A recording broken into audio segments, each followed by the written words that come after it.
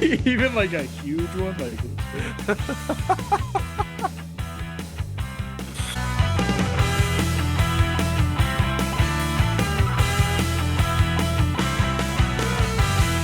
All right, ladies and gentlemen, have good sporting. Jack Gallagher alongside Eddie Neubert. Episode 63 here. First round of the college football playoff in the books. A good weekend. Two games that we knew weren't going to be as good, but the other two certainly lived up to the hype. On Friday, Bama downs Oklahoma 34 to 24. 17-0 Oklahoma at one point. 17 unanswered, 34 to 7 run out of Alabama, a bad pick six from John Mateer. And frankly, an Alabama team, I always wonder if what Kalen DeBoer says in these press conferences, or not in the press conferences, but in the locker room with his guys, because sometimes his boys come out and lay a dud and actually look terrible. And then the whole next week, you get the conversation of whether Kalen DeBoer is going to leave and go to Michigan. Then he does this, and you're like, well, maybe Alabama still is Alabama. Edward, what do you make of it? well, in the current moment of time, I believe that Bama has kind of proven themselves here. As we said, it was going to be tough for Oklahoma to beat this Bama team twice, despite them looking rough in the SEC championship. It didn't really, I feel like, affect the way Bama we thought it would affect them. They kind of took that instead as fuel to show that they deserve to be in the playoff rather than rolling over and just accepting that this isn't their year. And I think that they should be very proud of how they played. I mean, obviously, being down 17-0, I've got my girlfriend texting me saying the game's over. Bama shouldn't even be here. And And every time she says that, we say, don't speak too soon because things like this this will happen. happen. And it's exactly what happened. And Bama showed up. Ty Simpson finally kind of looked like his former self from earlier in the season. Had some nice throws there late in the game. The pick six was really the momentum changer right before halftime. Yeah, And it was Bama did it their was job. a terrible pick six. Ryan Williams had one catch for 5 yards. This guy gets paid at least $1 million. He's getting paid at least $1 million this year.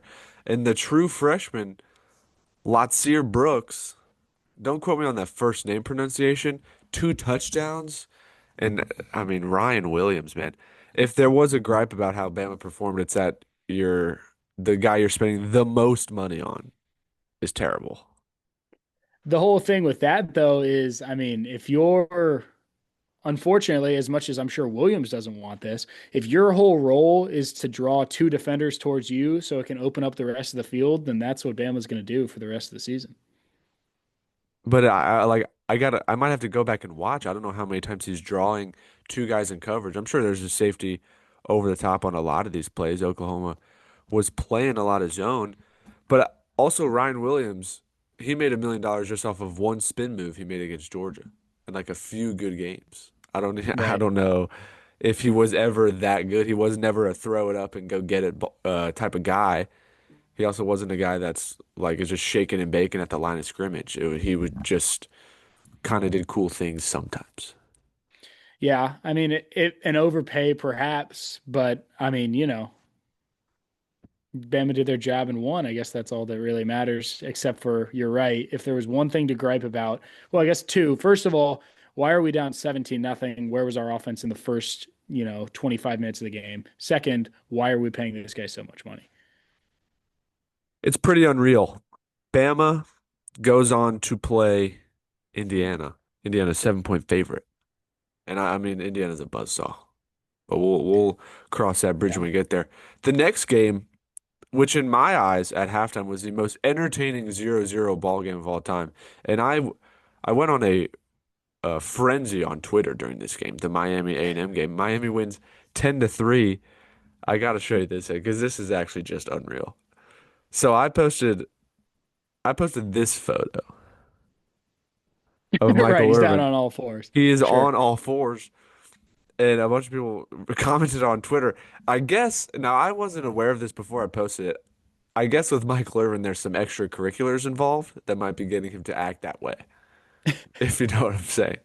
So someone comments this, and this is him at a basketball game. It's in the NIT. So Miami clearly missed March Madness. So now they're playing in the NIT. It's a tie game. It's tied 53-53. Like this guy, he's the biggest Miami fan of all time. But man, I didn't I wish I had said it beforehand because I think I believed it. But Miami, to me, the winner of this game is the only realistically, the winner of this game, I think, has a legit chance of going and winning their next round game. Miami plays Ohio State. I guess Oregon's favored against Texas Tech, but like Georgia, I don't see them beating Ole Miss, especially without Lane Kiffin. Alabama, I don't see them beating Indiana. Oregon, Texas Tech is going to be good, but that's because everyone has had doubts on Texas Tech and their legitimacy. But Miami, was a team that was, a top three team in the country. And then they pulled, every year they pull the Miami where they lose two games they're not supposed to and almost get booted from the playoffs. But where was Marcel Reed? Because I was watching on my couch. It seemed like Marcel Reed was also watching on his couch. Yeah, I mean, it was like he was right in the room with us. It was a tough watch from an A&M standpoint, and I'll give a little, not to like, I didn't really think that A&M was, or that Miami was going to win the game, but I knew that they were going to keep it close, and I commented that on our podcast last week, and Austin told me that A&M was going to, you know, handle business here, and they didn't. So that's just how it was. Was this the game where Austin said this could be he used some verbiage like a thrashing or A throttle thrashing, something like that. it was like it opened up the pot. I don't know if that was for this game, but a horrendous take from Austin. But Mark Fletcher, 17 rushes, 172 yards on the ground. Miami outrushes them. And then kind of the same thing that happened with Baker Mayfield today. A&M gets down, has to score, and the quarterback throws a pick. Which I'm no better than Marcel Reed. I'd probably throw a pick there too. But I thought they got down the field with like a minute left. And you have a first and goal, well maybe 40 seconds if you have no timeouts. So you don't want the clock to run because the clock's running low, but they don't even try to turn a first and 10 from like the 8 into or a first and goal from the 8 into like a second and goal from the 4. And then like run it twice. You have to hurry up anyway. I don't know. I don't know. Bad mistakes and then a lot of missed field goals.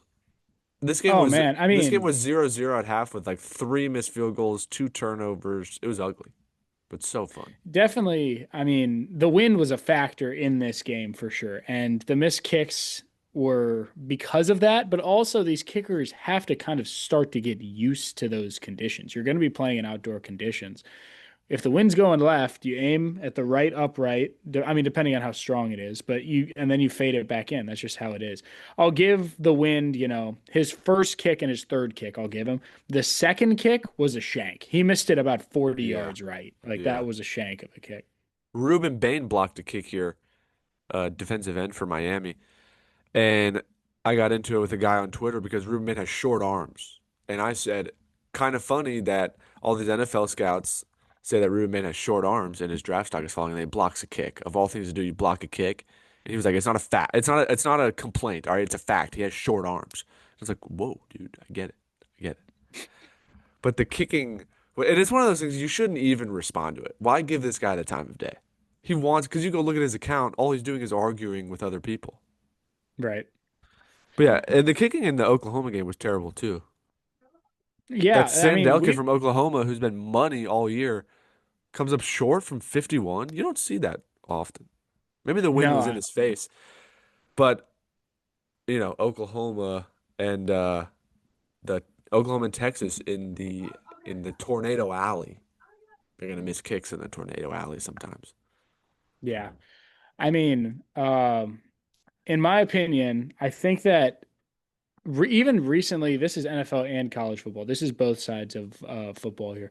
But kicking has gotten, for some reason, a lot more difficult, seemingly. It's like there are a lot more missed kicks. I don't have an actual statistic on that. This is just the eye test, but it feels like there's a lot more missed kicks recently than there have been in other recent years. We were starting to kind of see these college kickers get to the level of like, well, even in college now, these guys are banging 50 yards like they're nothing. And we're not really seeing that as frequently anymore. And then in the NFL, you've got, I mean, I'm a Falcons fan, but you've got teams that can't even find a kicker who can hit a 50 yarder. It just seems like kicking has become kind of a lost art of late. We'll see if that changes, but that's just a personal belief of mine. I agree. I think it's probably harder to, I mean, it's harder to kick in December than it is in September, True. weather-wise. And then obviously in the NFL, there's 32 kicking jobs. And there might only be like 25 world-class kickers that are really good. And then in college, like there's not a couple hundred really good kickers out there. It's not, you play soccer and like you switch over or like and then like in high school the football team calls the best soccer player and says, "Hey, we need a kicker." And then they go realize that kicking a football is a little different and then they either go back to soccer or they keep playing football and they're just not that good. And but kicking is like you do it it's still one of those things you have to do your whole life if you want to be really good at it. There's just not a lot of people that are spending a lot of time kicking. And it is hard. Yeah, I mean, it's like I love when the announcers say, "All right, they're gonna take three here," and I'm like, "This is 54. They're not taking right. three. They're hoping for three." Right. That's what happened to Especially in Oklahoma. college They ball. were down 10, tried to cut it to seven with time left. Guy skanks one. I mean, it's like it's kind of unfortunate for kickers because that's a really tough job in the sense that like you're not getting blasted around every play like a running back, but the mental toll that I feel kicking has on you, like if you miss like I remember a couple years ago, obviously, but Ohio State shanked that kick at midnight to lose to the Georgia Bulldogs. Oh yeah, That kid was receiving like death threats. Like that is tough. I do not envy. I do not envy kickers that miss big kicks because the fans are like ruthless. Yeah, you get your death threats. I mean, that one was terrible because that was a game winner. We were in Athens for that. It never went berserk. It was awesome for the people in Athens. But God, the kid's crying. He's pissed. I mean, I mean, yeah, it's not a enviable position to be in. But you are no. like exalted when you make it. You're the king of, you, you go to the front of the line in whatever bar you want to after that game. Exactly. All right, we'll get into the next game. Tulane, Ole Miss. One that hit home for me, but the writing was on the wall even before kickoff. You kind of hoped Tulane coach John Summerall, now officially a Gator, so this is good. Hired a bunch of guys today. Good hires. It was good to see. But Ole Miss races out to a 14-0 lead. Then it's like 17-3 at half. Tulane holds on. And they get the ball coming out of half, and we're like, if we can make it 17-10, like I didn't really want John Summerall to win because I wanted him to not be like splitting two jobs when the portal opens and have to deal with that. Like I'm glad he's just in Gainesville now, so I'm not mad he lost, but I did want it to be like cover the spread and then come to Gainesville. And like when they had the chance to make it 17-10, didn't, and then Ole Miss just handled business. This game was 45-10 when they played earlier this year, 41-10 this time. So, I mean, clearly Tulane has improved.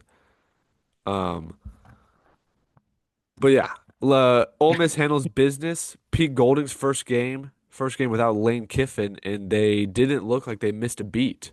But now another rematch with Georgia. What'd you think in this game? I mean, it wasn't the best watch ever.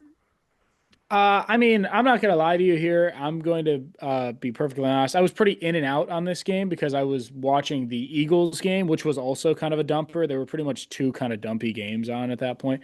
But I was watching. I watched the first half. Ole Miss, yeah, was in control. They played. Chambliss played similar to how he played under Kiffin. It was a very similar looking offense, despite the defensive coordinator there having to step up into the head coach role. It was a very similar Ole Miss team that we've seen, obviously, being that it was 41-10 and 45-10, very similar and just a very similar style of offense, very similar to what Lane Kiffin would have been calling in that situation. I don't know if the interim head coach, I'm kind of blanking on his name right now, unfortunately, For but Ole Miss, if he is, yeah, Ole Miss. P. Golding got the job Golding, officially. that's it. Yeah. Oh, did he? Cool. Good for him. Yeah. Well, anyways, I don't know if as of now, just because there's such little preparation time, unless he's been preparing on his own time for this to be happening, to beat, in my opinion, the best coach in college football right now, pretty substantially Who in a has, college football playoff game. like 2 weeks more rest than you have? 2 weeks more rest. Probably been waiting to play you. Watched your entire game you just played. Learned everything you might have trick wise had up your sleeve. We'll see what Ole Miss could pull out. Ole Miss could definitely beat the Dogs if the Dogs come in sleeping on them. We're just gonna have to see how that goes. We'll get there when we get there. Yeah. I think if you're an Ole Miss fan, you got to be happy that offensive coordinator Charlie Weiss is coaching through the playoffs, and your offense still looks good. So it's kind of a feather in his cap saying, "Hey, this is my offense. This wasn't Lane Kiffin's offense. Like I was the offensive coordinator." And you go out and you look good. I think it was interesting. Tulane had 421 yards of total offense. Ole Miss had 497. So like the yard, it wasn't the box score wasn't as drastic as the final score was. But I mean, Ole Miss got up big and didn't really have to do much. But yeah, now you have your second rematch in a row. You go play Georgia, who has more preparation, a better coach. When Ole Miss Georgia played the first time, Ole Miss didn't get stopped until like the fourth quarter. They lost by 10, but that was a really good game, and you play again. I don't know what the spread. Actually, I'll tell you what the spread is. The spread is Georgia by 7.5. Probably what it was the first time, I think it was presumably. similar. I think the first time it might have been for some reason 6.5, but Oh, so pretty they much think, yeah, same they thing. think Georgia's way better now. Yeah, they're Miles better. exponentially Yeah. better than they have been. Yeah, I mean, yeah, not too much more to talk about in this game. I mean, Tulane plays well when they control the ball and control the offense and control kind of the field and time of possession. Didn't have that this game. So, Yep. Just overmatched. Tulane, we'll get to James Madison here too. If you're going to call it the college football playoff, I think you should put the best teams in. They were clearly not. Um, but now that bowl games don't matter, then like group of five teams have nothing to play for. So I get you want to make everyone happy, but you can't. I think you should shrink the playoff, but also can't do that. We're too far gone. well, All right, I was gonna say we're way gone on that. I we're think they're too going far. up It's to going to go to like 16 here. Yeah. 16 now. Yeah. Yeah. All right, Oregon, James Madison, 51 to 34, a barn burner, an absolute barn burner, and JMU covers. They cover the spread. I It don't was think a you guys late, know how huge this was last night. I'm it was texting a Jack late here. I'm cover, like, JMU is in this thing cover wise, not in the game, of course, but cover. They cover the biggest spread in college football playoff history. High value stuff. which is like the soon to be, or you know, Billy Napier now the head coach of JMU. So they're this is the last time they'll make the playoff. Yeah, sell your JMU stock. It's I feel bad, dude, and he's hiring all the guys that he hired at Florida that were all terrible, and everyone's like, dude, he's hiring his friends, and Jamie's like, this is Yeah, a he's great just hiring his hire, voice. and then Florida fans hit the comments and they're like, we've seen it for 4 years, don't get too excited. Um, again, this was a the JMU Oregon box score. I'm gonna go down this list blankly. I'm gonna go team on the left and team on the right, and you tell me who won the game.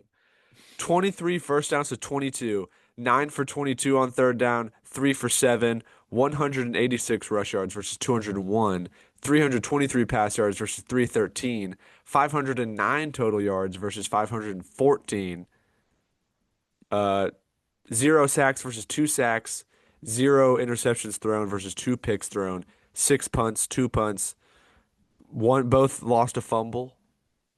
That's identical. I was gonna say, man, I was like, whoa, he's joking. This is gonna be easy. And I'm listening to the stats and I'm like, Well, crap. I was like, I know Dante Moore threw for at least 300. So then you said, but they were both over 300. And I was like, oh, crap. Well, now I don't know. Yeah.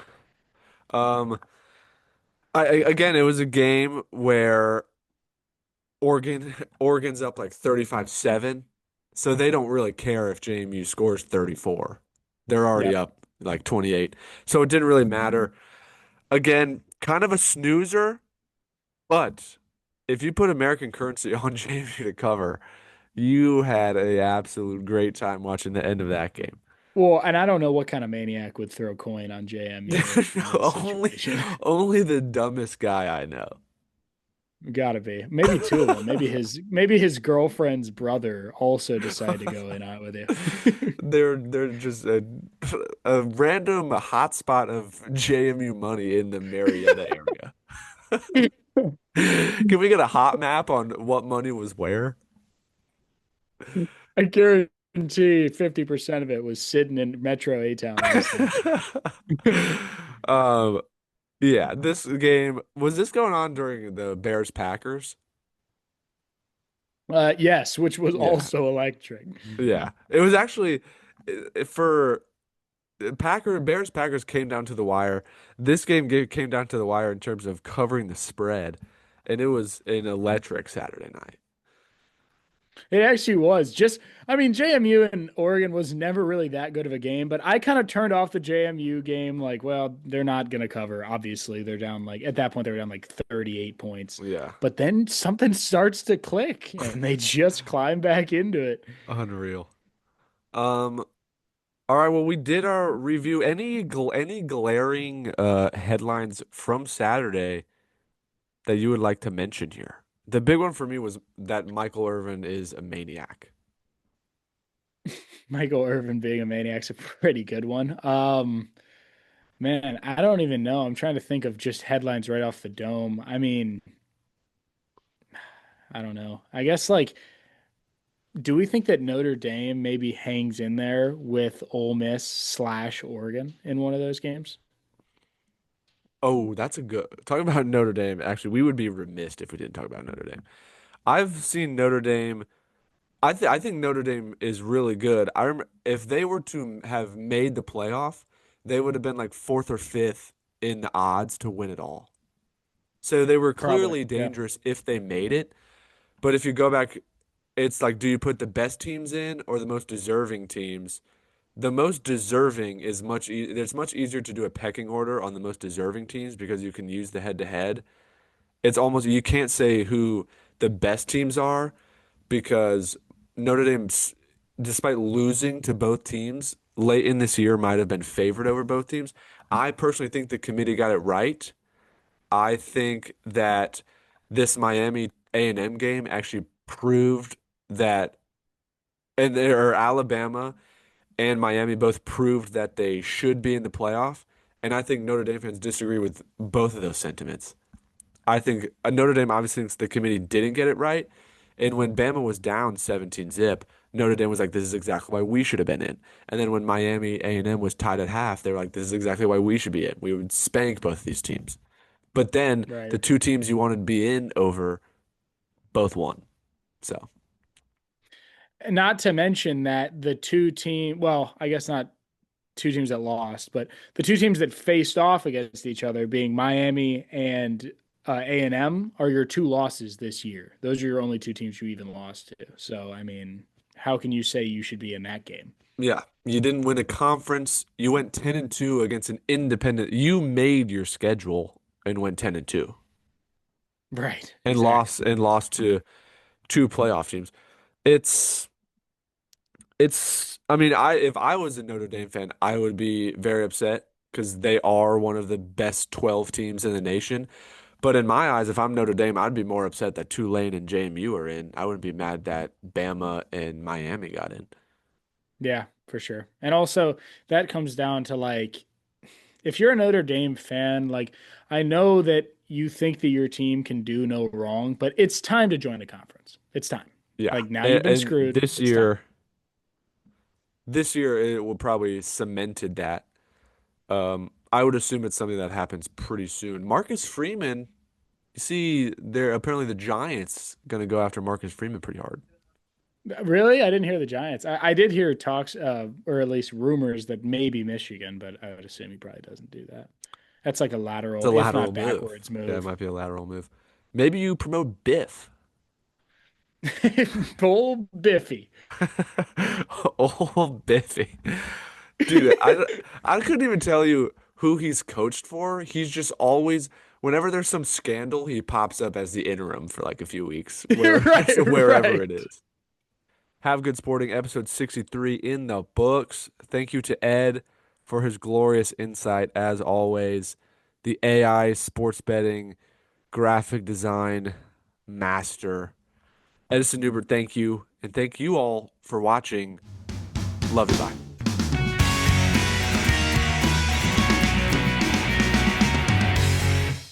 Thanks for watching, everyone. Oh, God, okay. I can't. Please make that the intro right there. Dude, I can't. TV. Your digital footprint's destroyed. It's just- Even like a huge one like this. Oh my God. The episode needs to end immediately. God, it's unreal. All right. Well, I'm assuming this will be edited out. I'm hoping. Dude, I might just have to put it in at the. Oh my God. The episode needs to end immediately.